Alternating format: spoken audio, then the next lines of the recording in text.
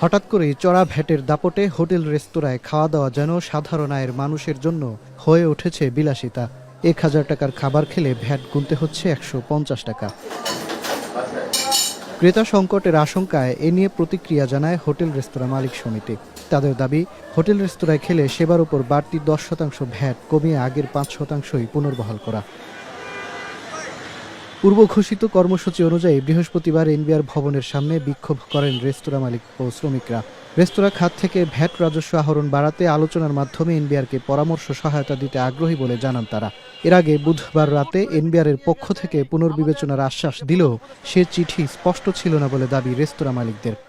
NBR থেকে চিঠিটা দিয়েছে, সেই চিঠিটা কনফিউজড। সেই চিঠিতে ওনারা কিন্তু বলেনি পূর্বের ভ্যাট বহাল থাকবে, ওনারা বলছে পুনর্বিবেচনা করবে। কিন্তু আমরা শঙ্কিত, পুনর্বিবেচনার নামে উনি যদি আবার 2% 4% কমিয়ে আমাদেরকে একটা বিপদে ফেলে দেয়, সেই জন্য আমরা আমাদের কর্মসূচি বহাল রেখেছি। ভ্যাট হার 3% করলে আমাদের যে ভোক্তা ইজিলি তার ভ্যাট দিতে পারে, আমরা ভ্যাট আদায় করে সরকারের কোষাগারে জমা দিব। ভ্যাট যদি নাও কমায় 5%-এর উপরে আমরা কোনোভাবে মেনে নিব না। এবং এটার সাথে ট্যাক্সেশনটা ভেরি ইম্পর্টেন্ট, ট্যাক্সেশন সহজ করতে হবে। এ সময় রেস্তোরাঁয় ভ্যাট পুনর্বিবেচনার সিদ্ধান্ত আগেই নেওয়া হয়েছে জানিয়ে এনবিআর বলছে, রেস্তোরাঁয় ভ্যাট 5%ই থাকবে।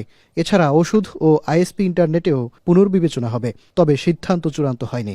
ওষুধের ক্ষেত্রে যে ভিএটির ব্যবসায়িক পর্যায়ের ভিএটি 0.6% বাড়ানো হয়েছিল সেই বিষয়টি পুনর্বিবেচনা করছে, এবং ইন্টারনেট সেবার ক্ষেত্রে যে সাপ্লিমেন্টারি ডিউটি আরোপ করা হয়েছিল সেই বিষয়টিও পুনর্বিবেচনা করছে। সরকার কর্তৃক ইতিমধ্যে সিদ্ধান্ত গ্রহণ করা হয়েছে যে রেস্তোরাঁ সেবার ক্ষেত্রে ভিএটির হার পূর্বের ন্যায় 5%ই থাকবে, এবং এই লক্ষ্যে ইতিমধ্যে জাতীয় রাজস্ব বোর্ড কার্যক্রম শুরু করেছে। নতুন একটি এসআরও জারির জন্য এসআরও জারি অতি সত্বর হয়ে যাবে।